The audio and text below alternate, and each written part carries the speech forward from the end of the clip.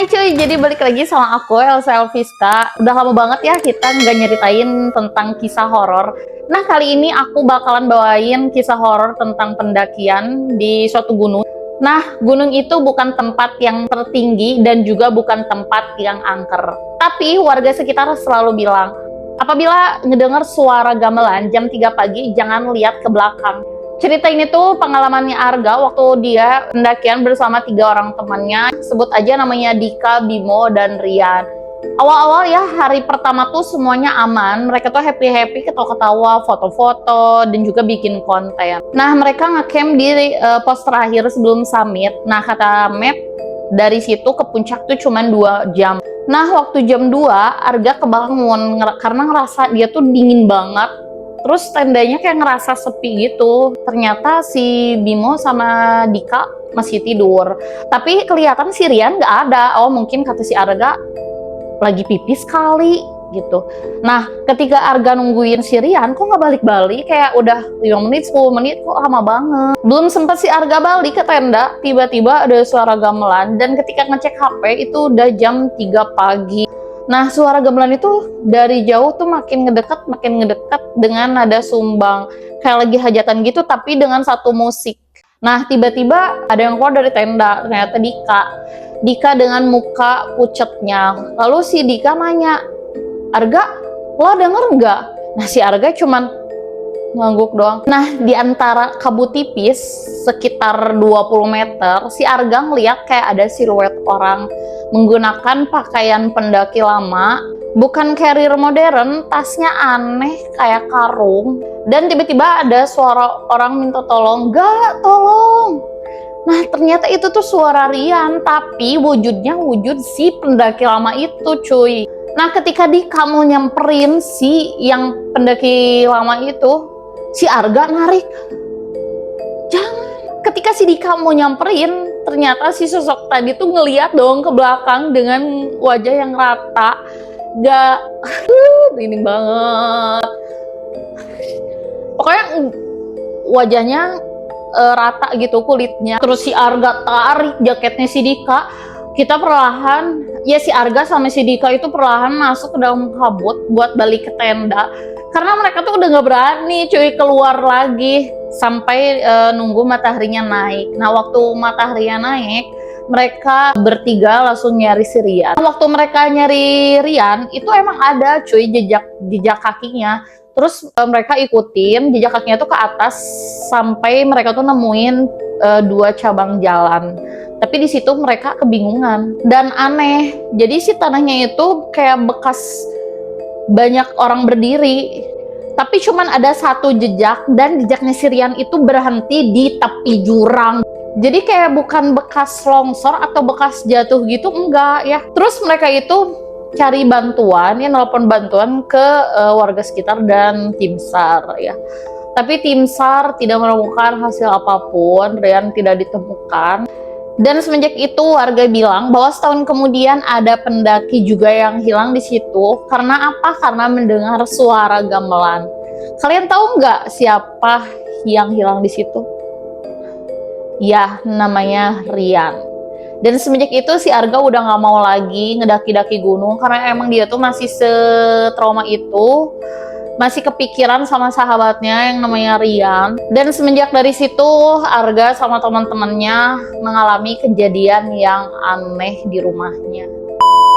Nah kejadian aneh ini bermula dari Arga. Waktu Arga lagi sendirian di rumah, tiba-tiba jam 3 pagi dia tuh kebangun karena ada suara notifikasi dari handphonenya. Nah jadi si notifikasi itu datang dari nomor yang Arga nggak kenal.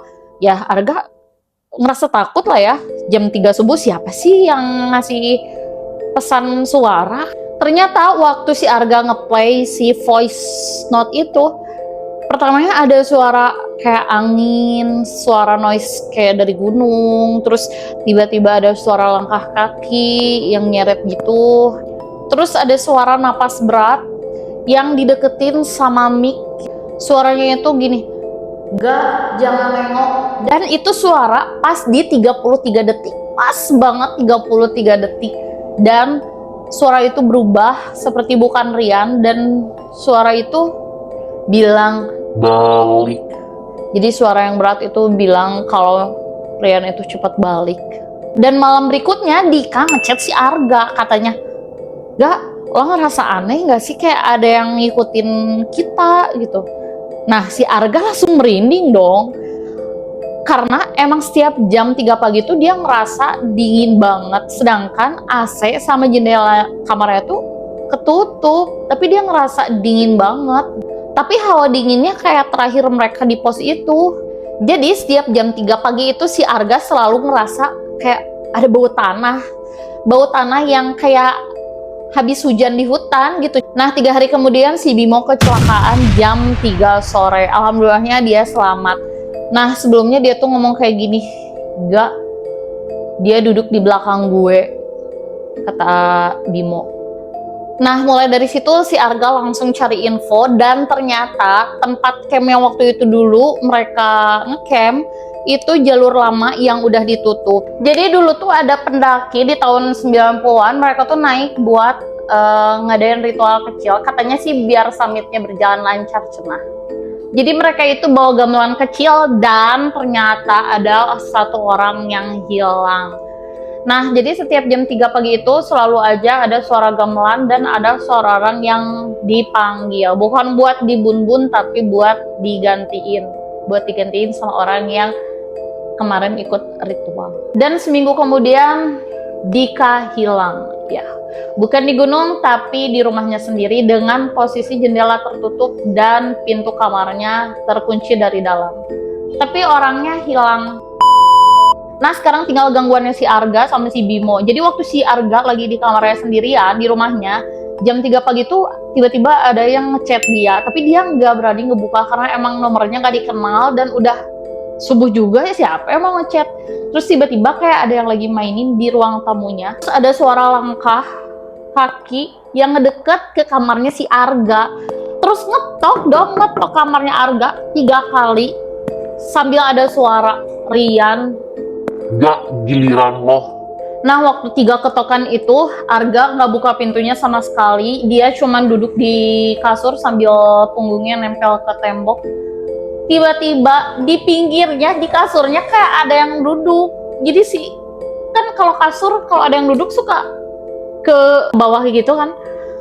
Nah itu dia posisi itu jam 3 lebih 1 ya. Nah dia tuh ingat kata warga, katanya kalau jam 3 jangan nengok ke belakang. Terus tiba-tiba ada yang ngebisikin di lehernya dia di sini, katanya, Lo gak bisa nolak lagi. Tiba-tiba si Arga pejamin mata dan semuanya langsung mati. Bukan karena mati lampu, tapi karena emang si Arga kayak udah nggak ada di kamarnya lagi. Jadi si Arga berdiri di jalur gunung dengan kabut yang tebal dan suara gamelan yang lebih jelas lagi.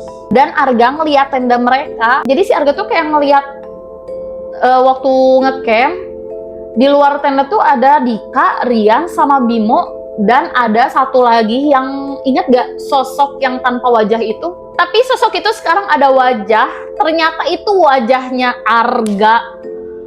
Terus Rian ngomong, "Ngerti kan lo sekarang?" Terus disusul Dika ngomong, "Setiap rombongan harus ada yang tinggalin satu." Terus dilanjut Bimo, "Kalau gak ada yang jatuh dari gunung, gunungnya yang ambil." Gak mungkin. Terus tiba-tiba si sosok si Arga itu nyamperin Arganya dong dan bilang kayak gini, "Oh dari awal udah ditandain." Dan ternyata ingatannya si Arga tuh balik. Jadi waktu itu tuh di base camp dia nemu alat kecil gitu, ternyata mini gamelan.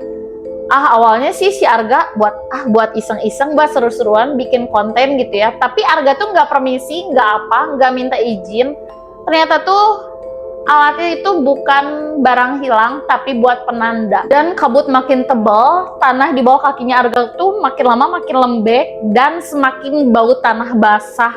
Dan sosok itu bisik, "Jam 3 cuman pintu." Dan gue ngerasa jatuh sejatuh-jatuhnya. Dan sebelum semuanya gelap, Arga ngedenger suara notifikasi HP-nya. Dan dari cerita ini kita bisa ngambil pelajaran bahwa nggak boleh mengambil barang yang bukan milik kita gitu ya. Apalagi kalau misalkan kayak ngambil di gunung, di tempat keramat. jangan ya, jangan banget, apalagi nanti takut kejadian hal-hal yang enggak diinginkan ya, kayak gitu ya. Kalau misalkan kalian suka sama cerita aku, jangan lupa di follow, di like, di subscribe, dan jangan lupa di share-nya ya. Ikuti video aku selanjutnya, jangan lupa nonton sampai akhir. Bye, assalamualaikum.